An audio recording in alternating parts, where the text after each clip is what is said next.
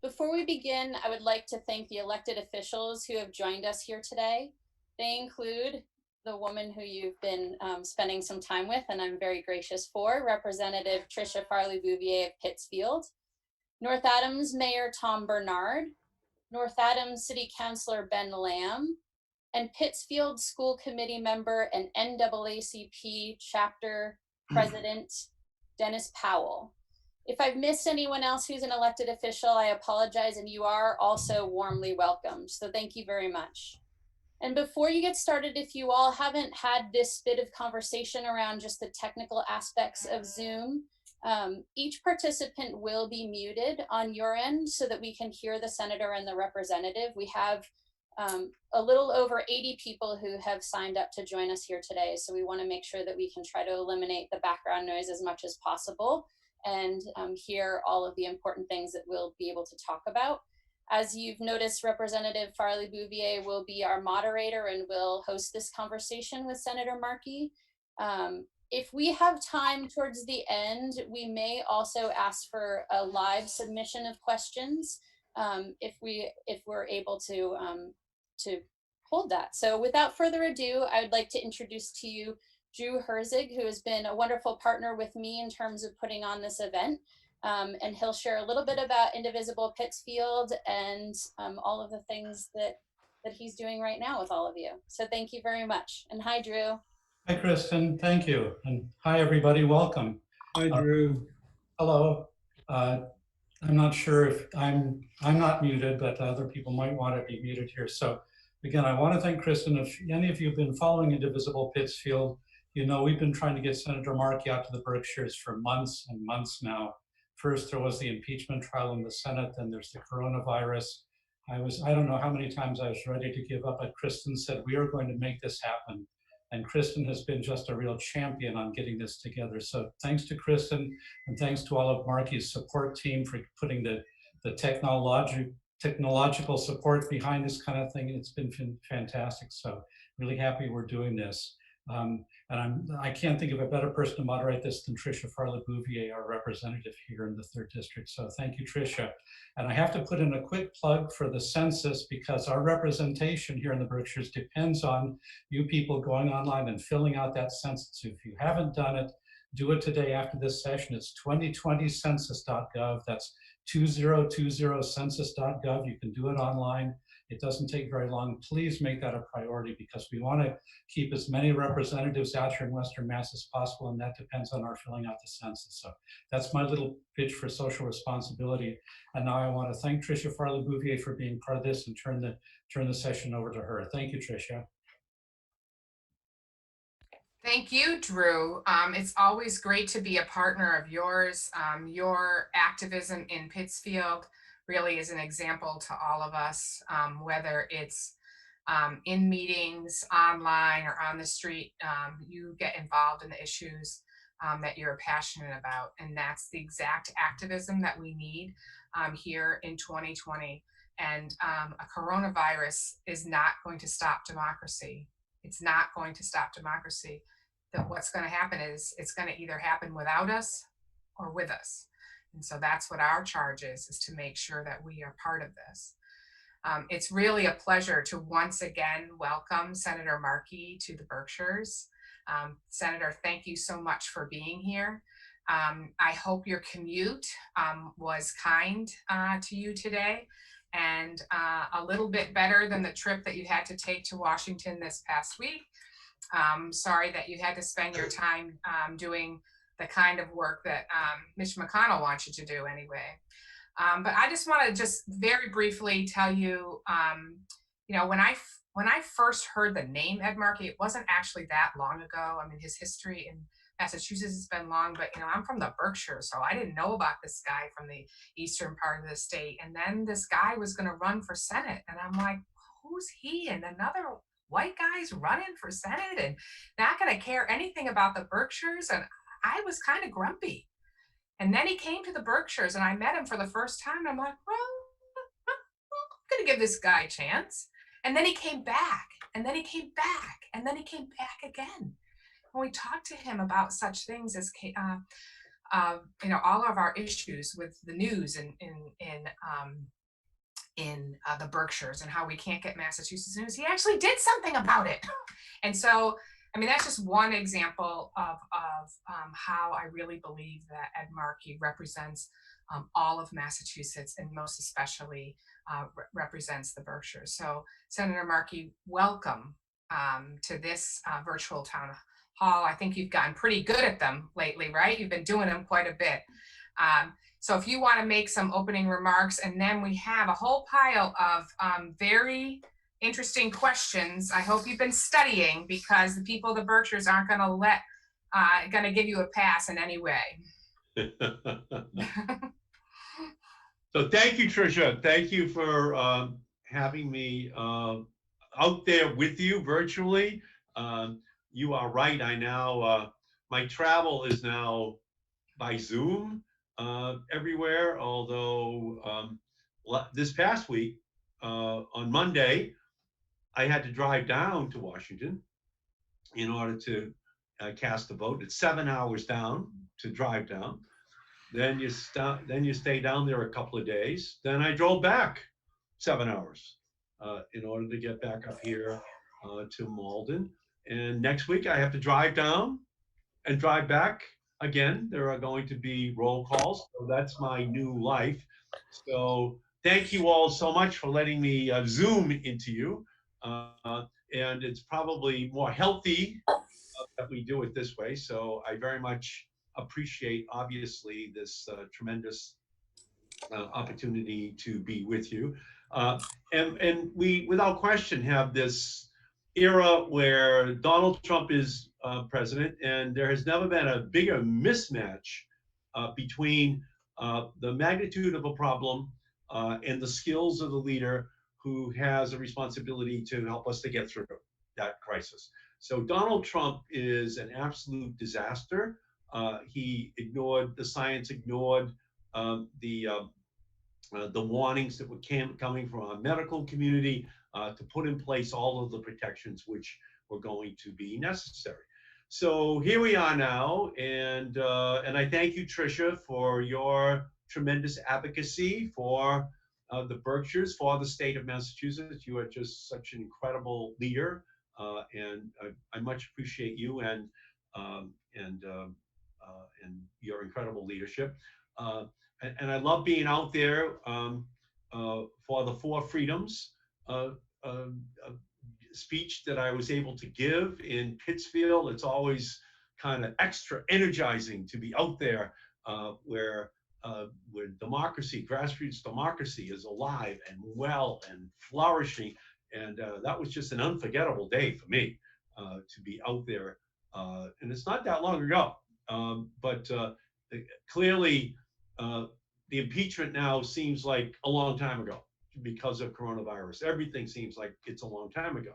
And we just have to meet the challenges of today to make sure that we are responding to the needs of people today. So it's great that Tom Bernard is on. Thank you, Mr. Mayor, Ben Lamb, Dennis Powell, president of the NAACP Berkshire chapter. Thank you for being on as well. Greatly appreciated all the leadership that each of you provides. And to Drew, thank you for helping us to organize all of this with Kristen. We thank you for spending the time, the energy to put it together. It's not easy, I know that. So from my perspective, we have to make sure that we don't lose sight of the fact that we still have to pass a Green New Deal. We still have to pass Medicare for all. We still have to make sure that we deal with the NRA to make it stand for not relevant anymore in American politics in terms of all of those issues that are so central to ensuring that we fight Donald Trump, we fight all of these right-wing Republicans who populate the United States Senate. And we have to make sure simultaneously that they do the right thing. Because my greatest fear is that we're going to see this as an opening of an even wider racial and income disparity problem within the United States of America. It is absolutely essential for us to guarantee that the funding is there for everyone in our society. We have to make sure that each and every one of the programs that we're moving through have the resources that they need for everyone. That's why one of the big debates which we're having is over the question of whether or not we're going to be providing help for cities and towns across our country. Mitch McConnell pretty much said, well, 10 days ago, forget it. That's a blue state solution. Well, I think ultimately they're going to hear from a lot of red state cities and towns as well with regard to their financial status, but we cannot allow for this crisis to result in cities and towns not having the resources they need to keep their teachers employed, to provide the healthcare services, to be able to provide the food programs which people need, to have the police and the fire who are still employed. We have to provide the funding for all of that to make sure that communities continue to be able to serve the young, the old, to be able to provide the healthcare, to be able to provide the education for every single citizen in our country. And we also have to make sure that we do so in a way that reflects the incredible amount of racial inequality which we're found. Okay, there's no question that those communities are being hardest hit. Turns out that a lot of these minorities are now called essential workers, and they're out there protecting us right now as essential workers, and simultaneously we do not have an ability to be able to say that we're going to be able to guarantee them when we come out of this whole crisis the health care, the child care, the sick leave, the guaranteed incomes which they're going to need. And that's why I think we're at an FDR moment, to come back to the Four Freedom speech. We're at a moment where we can see this as an opportunity to shine a light on all of the inequalities that we have within our society, and that we move legislation that gives protections to all of these people, that they are in fact seen, that they are appreciated, that we know they're putting their families at risk. We know that they are running the risk of bringing coronavirus back to people in their homes, and that we won't forget them, and that we will legislate in 2021 in the same way that Franklin Delano Roosevelt legislated in 1933.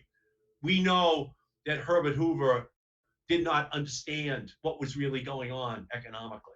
But let's be honest, Herbert Hoover looks good compared to Donald Trump. And Donald Trump just has to be removed, and we then have to move to a new FDR level response to this crisis. So from my perspective, that Four Freedom speech this year has kicked off in me this sense that we have an opportunity. We have an opportunity to rectify a lot of the injustices that we have within our society. And my goal will be, as the United States Senator, to make sure that we do that. We do it first in all of these bills that we're passing this year, and then we can get to a much bigger program when we control the House, the Senate, and the presidency, that we're ready to do the right thing for our country, and especially for those families. So thank you, Tricia. Thank you for having me here today with you, and I'd love to have the conversation. Great. Thank you so much, Senator. So one thing that's not quite the same is when we're in a room together and the senator says something, the things that he's been saying, like this is time for a FDR moment, is that usually there'd be a big round of applause. Well, One of the features of Zoom is you can go to reactions down there at the bottom and click there, and you can put an applause thing. I'm going to do it on mine right now. We can practice doing that. You can add things to the chat. I've been seeing people are really adding to the chat, which is terrific. It can be your opinions or like, go team, or yes, thank you so much, Senator. You can put anything you want in the chat. Please do it. This should be an active, participatory town hall today. This is what we are hoping to be able to lay out for you, and welcome all of your participation in it. So with that, Senator, we have keep hearing, the inequities, there's such a spotlight on all the inequities. This is what the COVID has done for us, and all the inequities that have already been there. Now there's this big spotlight on them, and to dangerous levels. So here we are in the Berkshires, and one of the great inequities is broadband access and the lack of it for so many families. And this is something, I'll talk about the things we already knew, right? In our hill towns in particular, our good friend Paul Mark literally cannot join a meeting like this from his home. He needs to go and drive.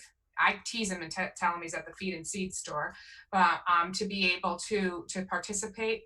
He mostly does it just by phone, because to have his phone on and a video, that's too much for the capability there. But even in Pittsfield, the big city in the Berkshires, we have families that cannot do their schoolwork remotely because they cannot afford to have broadband in their home. And we thought we had a solution, because Charter Spectrum said, okay, we're going to give you this for 60 days, but not if you owe us money. Oh no, if you're poor and you owe us money, then you cannot have it. And so again, we should have broadband like we have electricity, right? Everybody should have it.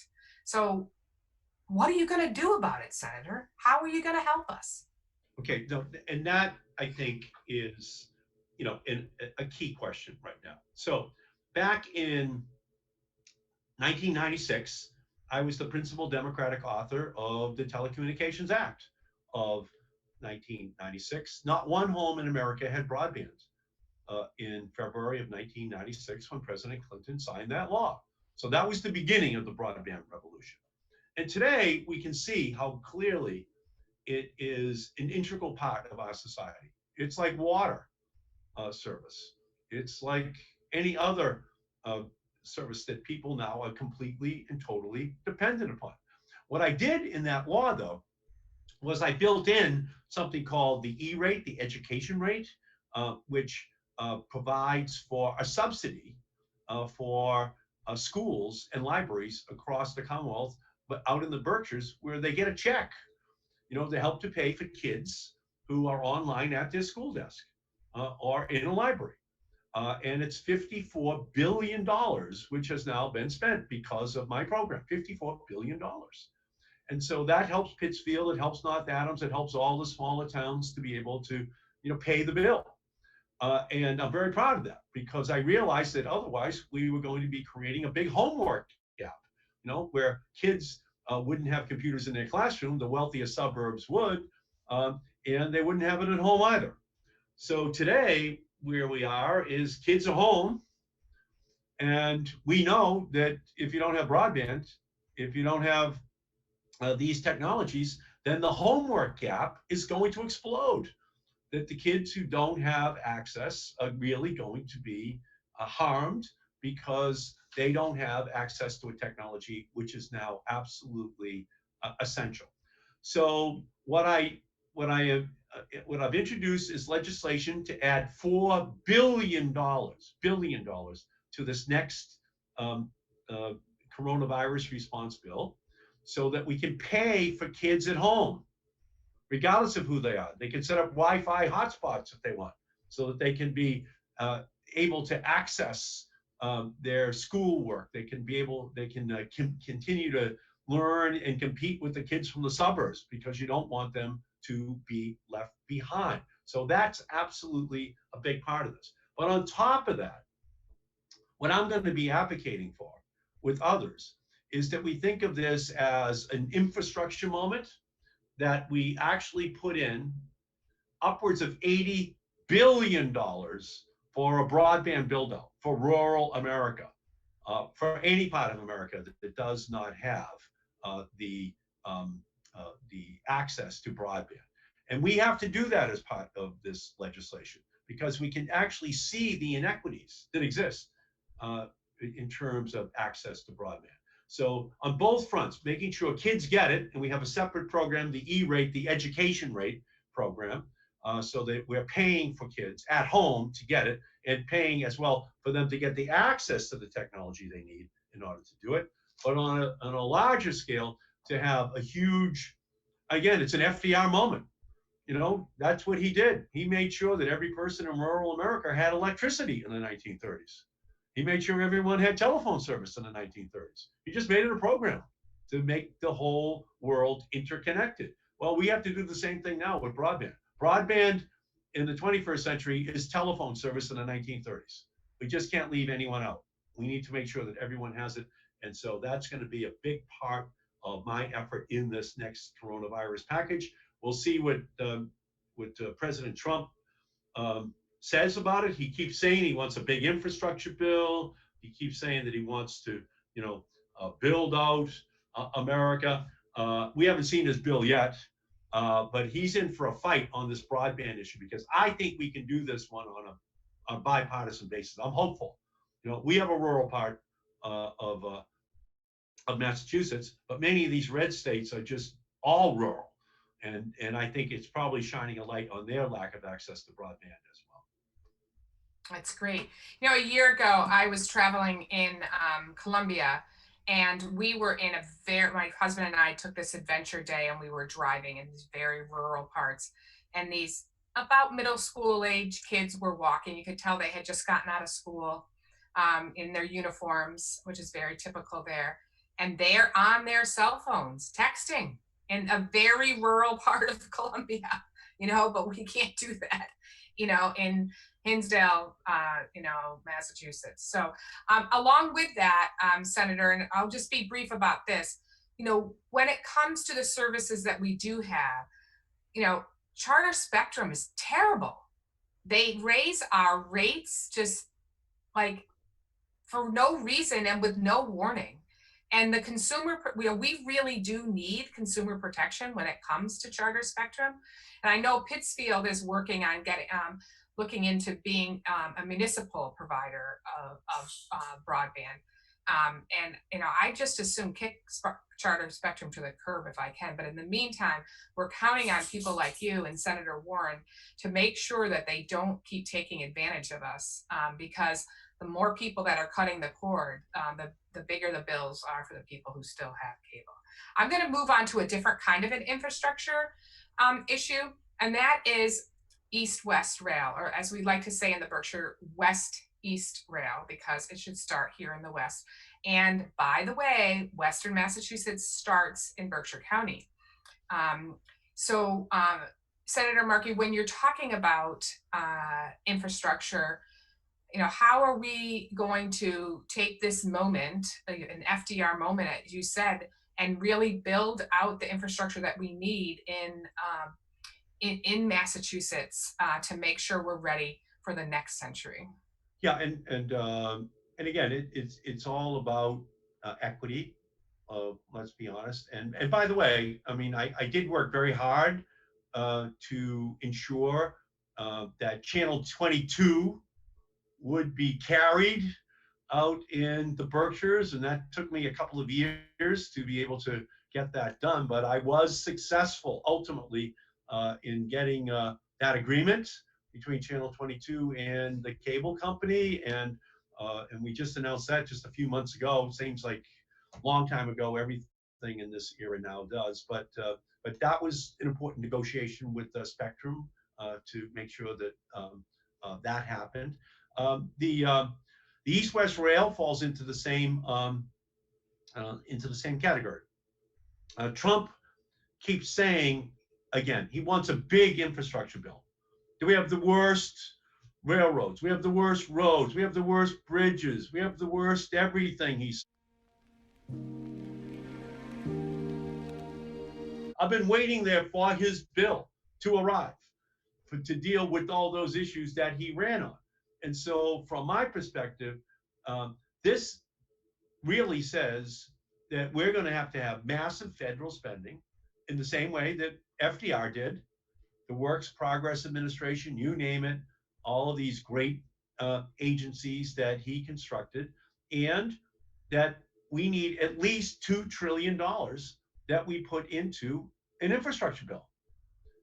And broadband should be part of it, but so shouldn't a massive transportation component that includes the money for East-West Rail, or West-East Rail, which is what I'm going to call it from now on, West-East. You're getting it, Senator, you're getting it. And that it starts in Pittsfield, not in Springfield, that it goes through Springfield on its way east, okay? And in that way, we would ensure that there was a full integration of the Berkshire economy into the economy of Massachusetts. So from my perspective, it's going to be an indispensable part of what the Democrats do to fight for a massive infrastructure bill, massive. And to basically then earmark this money for rail that then comes to Massachusetts so that we can connect Pittsfield and the Berkshires into the rest of the economy of Massachusetts. So I gave that speech back when I ran for the Senate 6 years ago.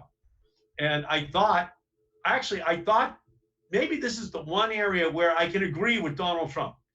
Maybe he will produce his bill. Maybe this will be the campaign pledge he made that I would be able to agree with. But of course, why would there ever be anything I could agree with him on, right? So here, he has not fulfilled his promise yet, but I can tell you that the Democrats have introduced a nearly $2 trillion infrastructure bill. And in that will be the money that can be used for West-East Rail to be constructed and completed. Thank you so much. Now let's just talk a little bit more about the federal bailout, and that's specific. I'm going to be selfish here, and I think Mayor Bernard is going to be with me on this, and Ben Lamb and our school committee members. You know, our cities and towns are hurting. They're hurting badly. And, you know, how can we possibly be in a place that we would have to lay off firefighters and police officers and to cut our schools? And we will have to do just that if the next federal stimulus does not focus on getting money directly into the hands of the states, so that the states, through their processes that they do every year, can get the monies, the funds right where it's needed, and that is to our municipalities and our school systems. Tell me how you're fighting to make sure that that happens, Senator. Yeah, and I know that Mayor Bernard says amen to that, and thank you, Mayor. I'm with you. You know, if you kick Donald Trump in the heart, you break your toe. Mitch McConnell the same way. So when he started to say, oh, those are blue states that have a problem with coronavirus, why should we be spending federal money to help them? As though somehow or other there's going to be a wall that's built and ultimately they're not going to be impacted by this as well. But it's also that there's kind of this mistaken notion that they're bailing us out when Massachusetts is right at the top of the list, along with New York and New Jersey, of being those who are disproportionate contributors to the federal treasury each year, which then in turn subsidizes Kentucky, subsidizes Alabama, Mississippi, all of these deeply red states. We're subsidizing them under these federal formulas. So now when we have a problem, they say, oh, but we're not going to spend federal money to go back the other way. So we're going to have a mighty battle over this. Nancy Pelosi has said it should be at least $1 trillion that goes to the cities and towns. I support that. I say, let's make it $1 trillion. Let's draw the line. Let's just say that we are going to guarantee that the cities and towns get at least that much money. And why is that important? Well, for Mayor Bernard, it's critical because he doesn't want to lay off fire. He doesn't want to lay off teachers. He doesn't want to lay off police. He doesn't want to cut back on hot lunch programs. He doesn't want to cut back on senior programs. He wants to still be able to provide all the help that people need, especially right now. This would be the worst time to be laying people off. And so I think it's a double-barreled attack, which the Republicans are making. On the one hand, they don't want to spend money on blue states, even though all we're looking for is the money back that we already are putting in and helping to subsidize them. And we'll even put it on the cuff. We don't have to raise the taxes right now in order to do it. We'll pay it back at some point in the future, but take care of us. And the other is that so many of these workers are union workers. They're union workers, and that they wouldn't actually mind if all these union teachers, fire, police, all were laid off all across the country. They would think, well, that helps them politically. Why should they care? Huh? And these unions are always, too strong from their perspective, nuisances to them, and let's just reduce their total numbers. Well, the consequences, of course, for health, for safety, for education, will be catastrophic. So we started $1 trillion, and then I think we'll even have to do more than that as the year goes on, because the likelihood of there being a full recovery in the Panglossian world that Donald Trump is living is absolutely slim to none. So we're just going to have to keep coming back as the federal government and spending more of our resources to create the life raft so that families, workers, small businesses can make it. It's not their fault. Franklin Roosevelt knew that, and he made sure the help went out. Herbert Hoover didn't understand that. Donald Trump doesn't understand that. And so we have to be in this almost thinking in terms of this is 1933, but we'll probably have to be there for 1934 as well, and 35. This is going to go on for some time, and we're going to have to provide the resources to these families. I know the impact that it had upon my own family, my own mother and father in the 1930s. I know how the Great Depression had a profound impact on their lives. And I don't think that we should make the same mistakes that Herbert Hoover made. We should make the investments in these families, in these workers, in these children, in these cities and towns now, so that they can provide a future for their citizens. Thank you so much, Senator. I'm going to move on to some business type questions, if that's okay. And again, kind of specific to the Berkshires. As you know, Senator, the arts economy, the cultural economy that we have in Berkshire County is one of our major sectors. It is the lifeblood, in some cases, of Berkshire County. And in this isn't not any depression that we're in. This is a depression that has real consequences on how we come back, and the gathering, the assembly of people that we do through arts and culture, and is being put on hold, and we don't know for how long. Senator, what do we do? How do we keep this part of our economy going?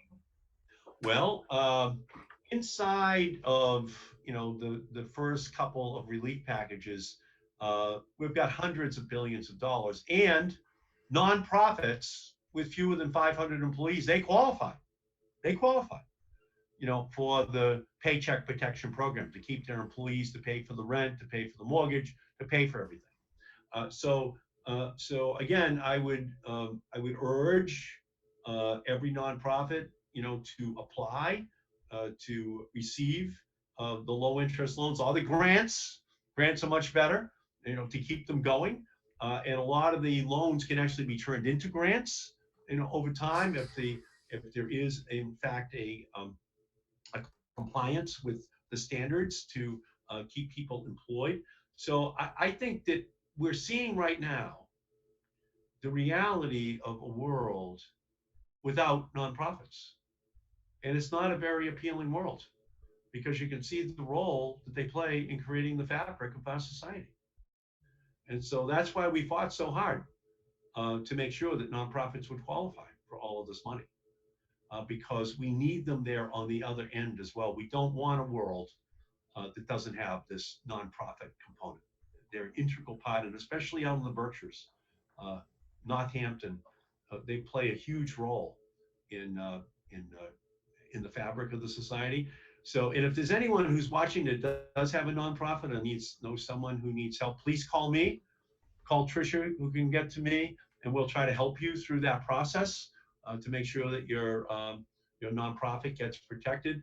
But the money is in there. The problem actually is the way in which Trump is administrating this.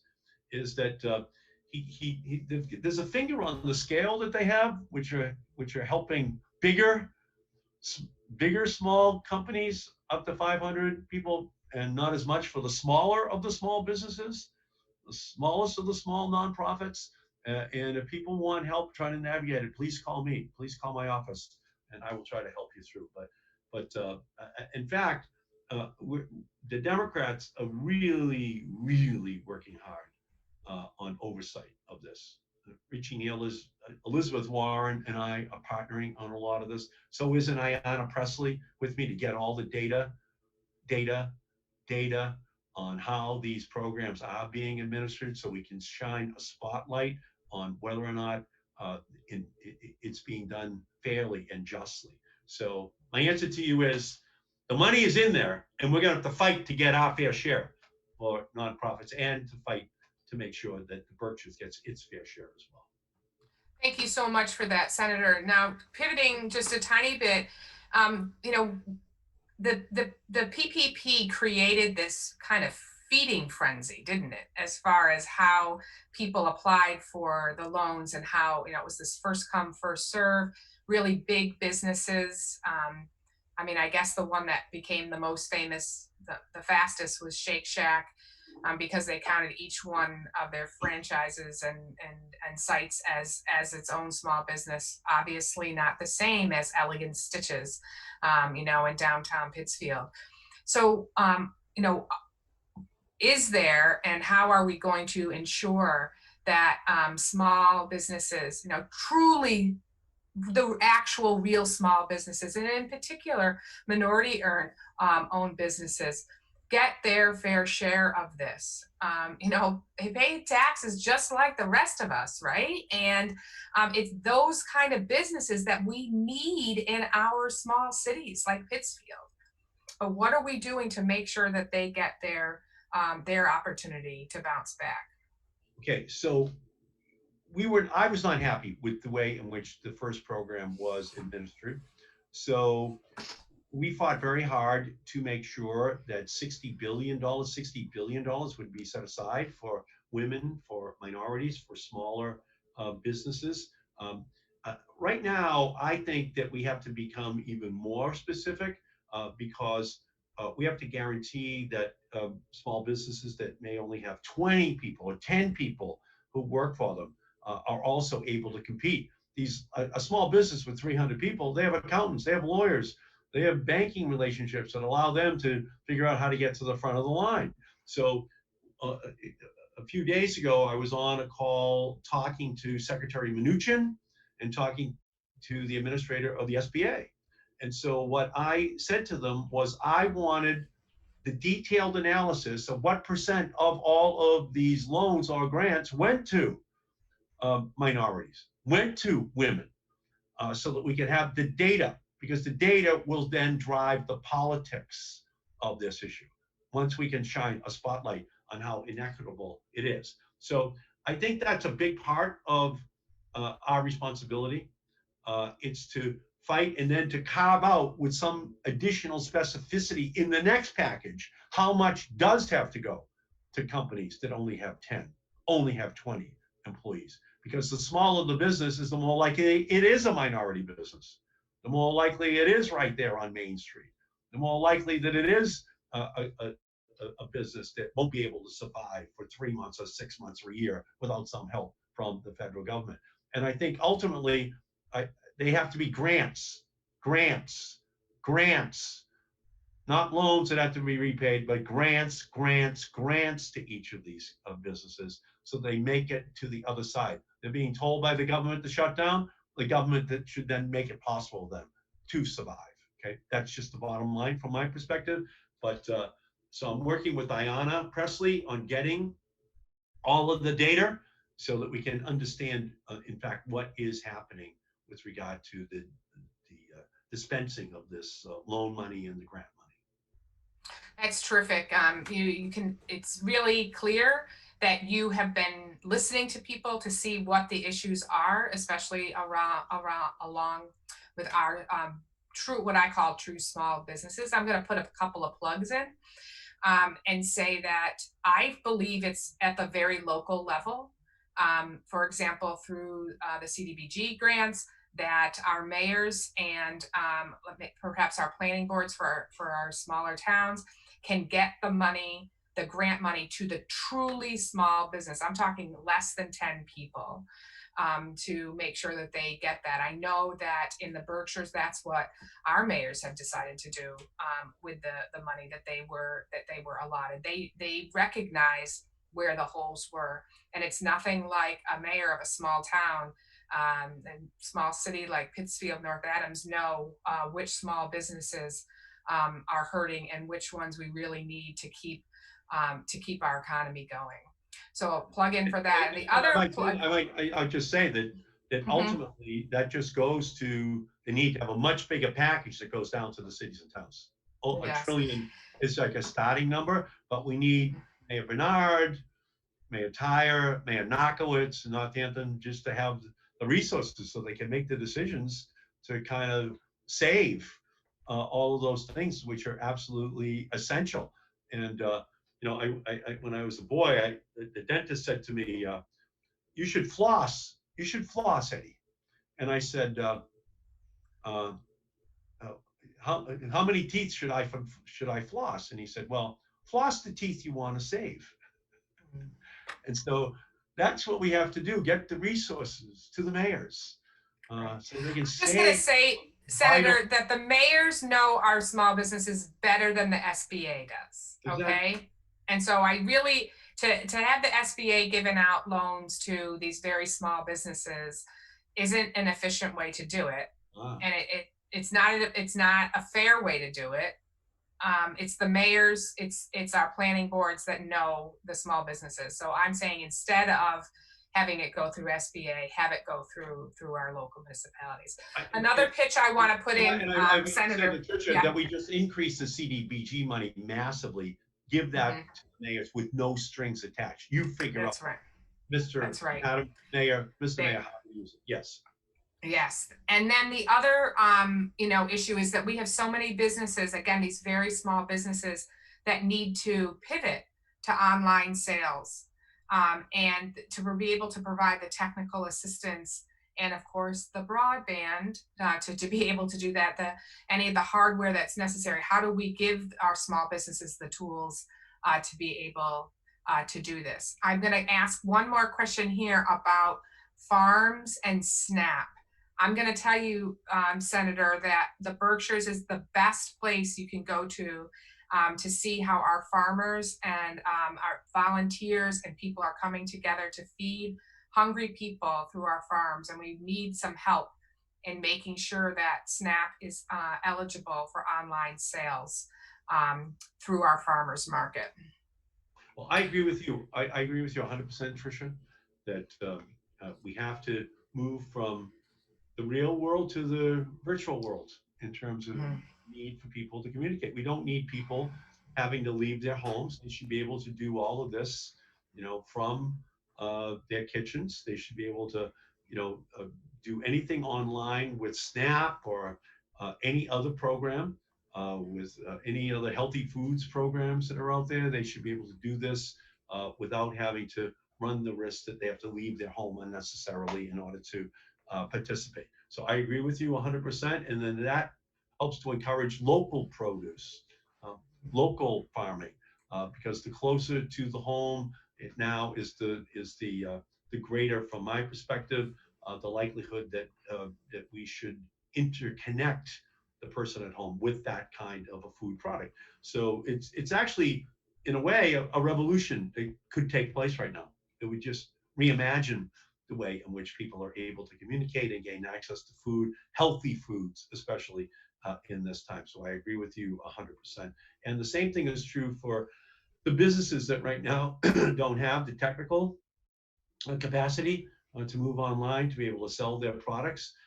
We need to make sure that the SBA and the state of Massachusetts has the resources they need to give the training, to give the help with new technologies to these smaller businesses so that they can communicate with their potential customers in a much more effective way. This is the world we're going to be living in. We're not going back. This is the new world. And we just have to accept it, and we don't have to finance, again, the way FDR did, all of the changes that are necessary. If you think about it, he had to create the Federal Communications Commission, to make sure that there was universal access to radio, to phones. He had to create each of these agencies, the Securities Exchange Commission, to protect people from being tipped upside down and have money being shaken out of their pockets by these Wall Street sharp edged guys. So we have to do the same thing now. We have to provide the governmental tools to the small businesses so they have the technological capacity to stay in the marketplace and to come out on the other side of this pandemic. It's great. Now, I have a dilemma because I'm looking at the time and I have a whole bunch of questions in front of me. Two are coming to the top. Two topics are coming to the top. So I'm going to see if I can squeeze both these in. Okay, Senator, let's see if we can do this. We might go a couple minutes over, but we did start a couple minutes late. So let's see if we can pull this off, okay? Two topics. One is Green New Deal. The other is this year's elections and how we're going to pull this off in the world of COVID. So how can we take the principles of the Green New Deal, and especially in this time as we get ready for a post-COVID era, right? How are we going to have the Green New Deal bring us to a more just world? That is an excellent question, and and I can deal with the democracy issue as well. A little more than a year ago, Alexandria Ocasio-Cortez and I introduced the Green New Deal, and it's now part of the fabric of the election of 2020. Every one of the presidential candidates had to basically put together their own Green New Deal. How are they going to deal with the climate crisis? That's a big contrast with 2016, when no reporter asked Hillary Clinton or Donald Trump about climate change. That's 2016, unbelievable. Well, the Green New Deal solved that problem. And what Alexandria and I said in the Green New Deal was, number one, the planet is running a fever. There are no emergency rooms for planets.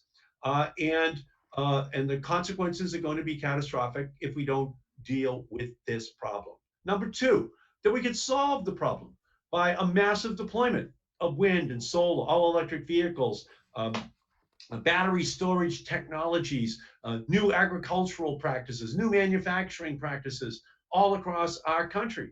And then Fox News and Donald Trump, they said, well, look at the socialism that they have inside of that program. And what we say is, well, look at the tax breaks the oil, gas, and coal industry have received for 100 years. Give us some of that socialism for wind and solar and all electric vehicles, and we will bury the fossil fuel industry. And then the third part of it was Alexandria and I decided to write the third part, saying that frontline communities must be at the front of the line in the Green New Deal in terms of the millions of new jobs that are going to be created. That we have to do it with intersectionality. That we have to do so in a way that recognizes that the first New Deal deliberately excluded sharecroppers from Social Security, deliberately excluded many minorities from being full beneficiaries, and we can never allow that to happen again. So Alexandria and I, we built the Green New Deal as something that was progressive, something that dealt with the changing face of America, something that said very clearly that Black and brown families have always breathed different air than white families in the suburbs in our country's history. And we have to make sure that never happens again. So we built all that into the Green New Deal. And if we do this right, the Green New Deal is a way out of this depression that we're going into.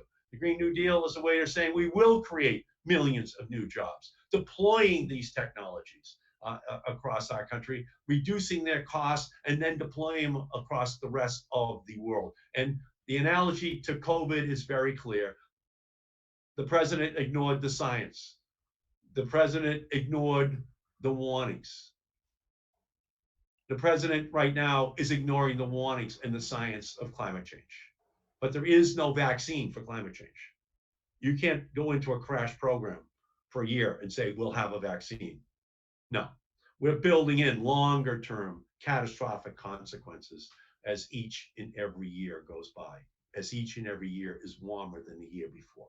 So we have to act preventatively. And so that will be our big opportunity. That's our FDR moment. It's like the Civilian Conservation Corps. It's like all of these other Works Progress Administration deploying rural electricity, rural water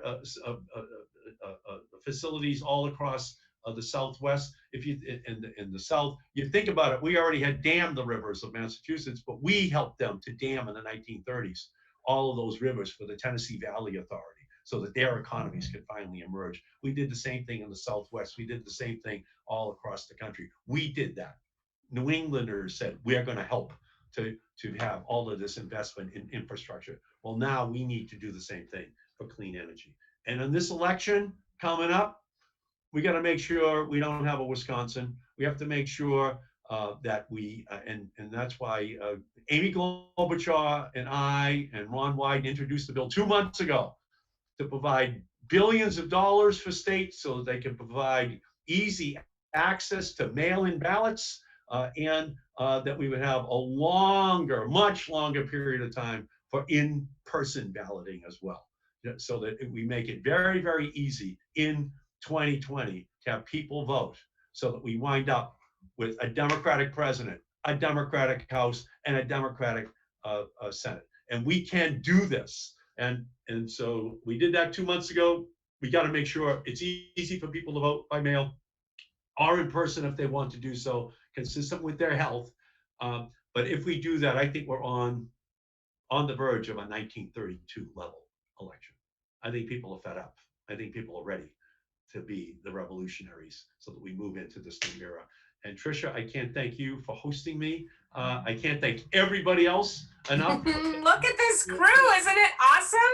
Yeah, I'm back. Awesome. I'm back into the four freedoms. I'm back into. It's awesome. I'm getting more and more excited about what we can do together to make our country more fair, more just, more equitable in the future. And I thank you all so much for getting on. Well, and Senator, thank you so much for joining us in the Berkshires. And to everybody, we all know that democracy isn't something that that happens because we sit on the sidelines, right? It's a participatory sport, right? And so we need to get involved. And we can do this. We can maybe do it better this way in the era of COVID than we've ever needed to do it before. There's ways to do it. This team has put together incredible tools for all of us to use. And I'm going to turn it over now to our very own Kristen, who is going to tell us all how we can get involved. Yes. Tricia? Yes. Yeah, just say one final thing. Oh, you can say whatever you want, Senator. You're the senator. Happy Mother's Day to everyone on the call. I'm thinking of my mother right now. My mother used to say, Eddie, your father and I are going to donate your brain to Harvard Medical School. It's a completely unused human organ. No, that's the point that they made. And I think of her, and I think of the fact that my grandmother, her mother, there were 5 daughters. It was an immigrant Irish, mother and father. They had 5 daughters, and my grandmother died when my mother was a junior in high school. And so, even though she was president of the class, she never got to go to college. And that's just the way it was for women. As I sit here right now in the same house I was raised in, by the way, in the same dining room where, my mother would prepare the Thanksgiving and the Easter dinners right here. And I think of all the sacrifices which women, mothers have made over the years, and today it's just important to remember that. And so I just wanted to wish everyone a happy Mother's Day. And thank you for everything you do for our country. And thank you again, Tricia, and everyone on this call. Thank you. Thank you, Senator. And so now to the mother, my partner mother, Kristen Ellico, and her assistant there, Zing. We turn it over to you, Kristen. Yes, thank you so much. I want to say thank you, Representative Farley-Bouvier, for all of the service that you provide each and every day. You're a consummate public servant and leader, and it's always been just a joy to be able to connect with you. And thank you to Senator Markey, who is such an inspiration. We deeply appreciate the time that he gave to us today. And the most important thing that I want to share with all of you is that now is our time. Now is our time to be able to, here I come with my assistant, Zing, who has found new shoes. She was digging in the closet while I was enamored by everything that was happening. So, but now is our time to really lead our communities and step up and take all of the energy that we just felt being able to be here together now and find the ways that we can connect within our communities. I want you to know as the organizer here in Berkshire County that however you feel like you would be willing to engage, please reach out and share that information with me. I'm going to ask Cassidy, who's our operations director, an amazing human, if she can just put up on the screen here my contact information so you all can both see it. It's also in the chat. And like I said, I mean, the real question is, how will you lead in your community right now during this time when there's just so much that's happening that is going to require each of us to be able to participate in a vibrant democracy? And, you know, one of the things that we've been talking about is that there are only 16 weeks until September 1st. And as you just heard, we're not really certain about what voting is going to look like. And so thinking ahead as to how we'll be able to engage our neighbors and the people who are within our community is going to be critical for us. And to do it as soon as possible and as long as possible, because we, like I said, only have 16 weeks. The other thing that I just want to briefly show you all, and I want to say thank you for giving me these extra few minutes. For those of you who like to use technological tools, we have launched a new tool that is